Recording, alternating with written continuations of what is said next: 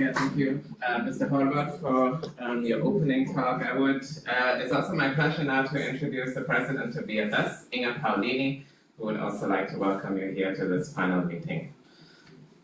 Good morning, dear Dr. Horvath, dear distinguished guests, dear members of the RadioNorm Advisory and Executive Board, and dear RadioNorm Consortium. Welcome very much to the RadioNorm Project final meeting. I think that it's a culmination of your efforts in these 5 years of RadioNorm.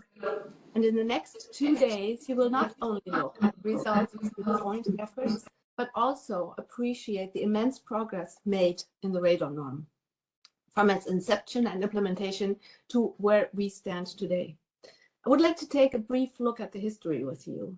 In 2019, a small core group came together to pursue a common goal, namely to submit a proposal to the Horizon 2020 Euratom call addressing the topic further integrating radiation protection research in the EU. In this phase, the project objectives were defined according to the scope of the call, the members were identified, and the feasibility of the project was assessed. A clear project proposal was drawn up outlining the vision, scope, and resources, resulting in the drafting of a rough project plan. Successful project initiation ensures that everyone involved has a common understanding of the goals and expectations, which was crucial for the subsequent execution of the project. Therefore, several consultation meetings were conducted in which a strong foundation was laid out for the project. The common vision was also developed. It was to generate scientific knowledge tailored to the needs of society, stakeholders, and decision makers, to optimize radiation protection, and to develop scientific and operational capability based on the latest scientific and technical knowledge for a robust, improved protection system in the future. The overarching goal was to strengthen radiation protection from radon and norm, naturally occurring radioactive materials. To this end, RadioNorm has recognized its role in the implementation of the 2013 Euratom Council Directive and the basic safety standards. Then, following its positive evaluation and acceptance by the European Commission, detailed planning preparations for RadioNorm began to take shape. During the implementations, 57 reputable European institutions in radiation protection from 22 countries systematically collected data to make informed decisions, conducted comprehensive analysis, and developed various tools to efficiently manage tasks and achieve the project goals.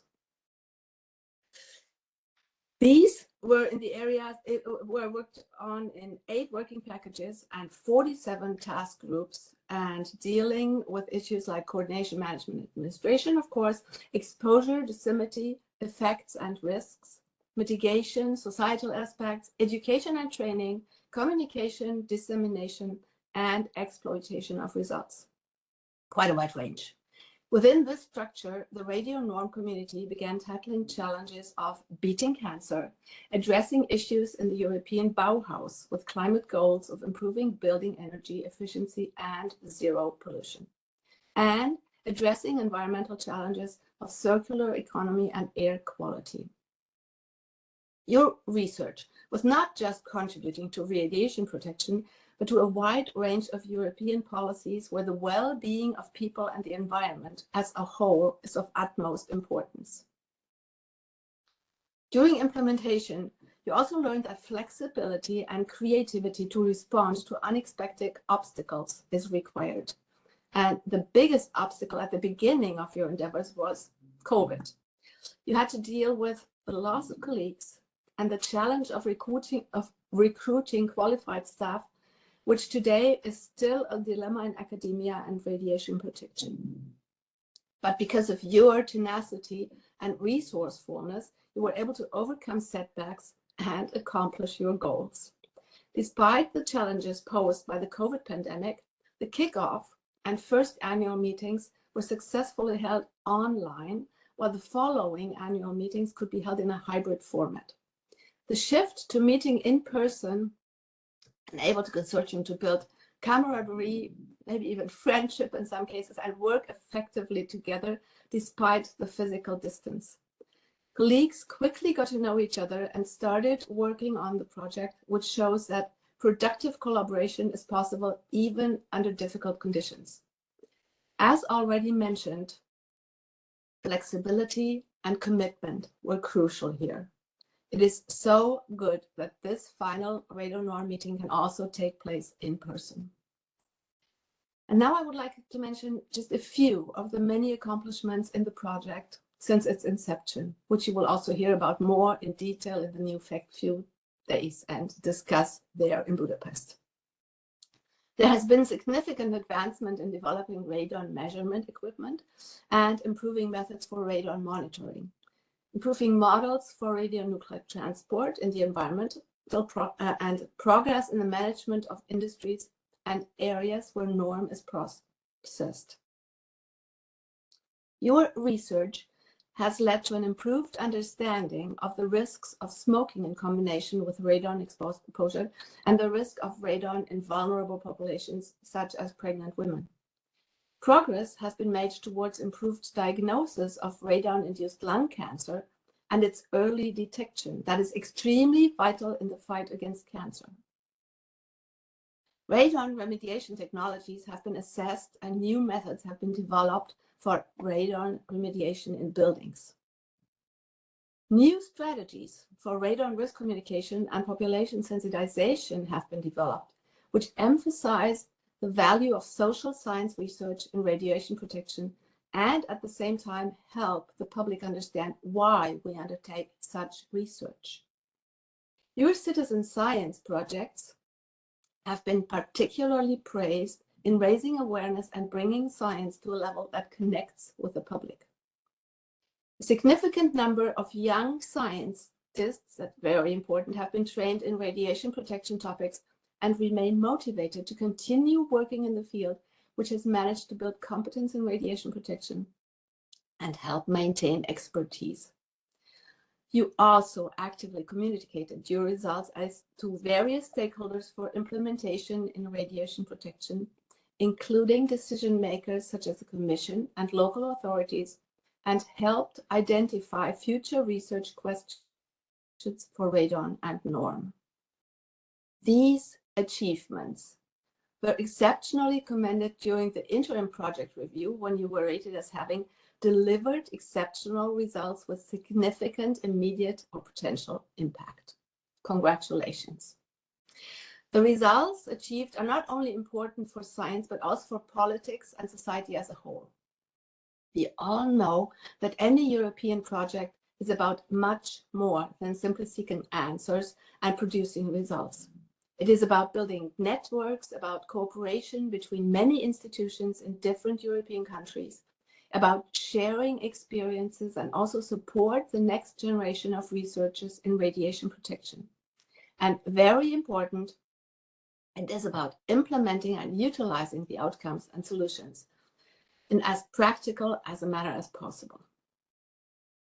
Now, in the last stages of the project, it is critical to draw attention to the findings of the Radon Norm Consortium so that they can be applied in the system of radiation protection, whether in dose assessment, environmental protection, cancer research, and other fields. As this project comes to an end now, I would also like to highlight the importance of continued funding at EU level within Horizon Europe and beyond for radon and norm projects to build upon the work that has been accomplished over these 5 years and to pave the way into the future. Many of the topics discussed during this meeting and in radiation protection in general play a key role for a secure and healthy Europe. At this final meeting, I wish you all that you take the time to cherish and celebrate the results of your collective efforts. You have not only collected valuable data and insights, but also established a robust network of scientists, stakeholders, and citizen scientists. Everyone's contributions have been critical to the project's success.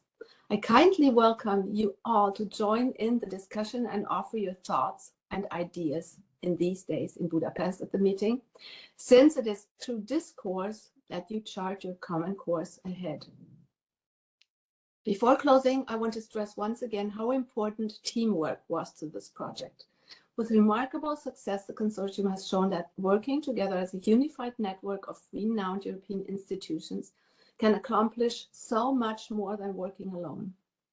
It is essential that this cooperative attitude is upheld when we all go forward and that we keep developing ideas that will improve our society's response to radon and norm. This conveniently fits well with the theme of this final meeting, namely sustainable radiation protection for radon and norm. Let us together continue to find ways to sustainably working together, perform cutting-edge and translatable research, and let us make the most of what has been achieved over these last five years. Together, you will shape the next stages and continue the momentum you have built.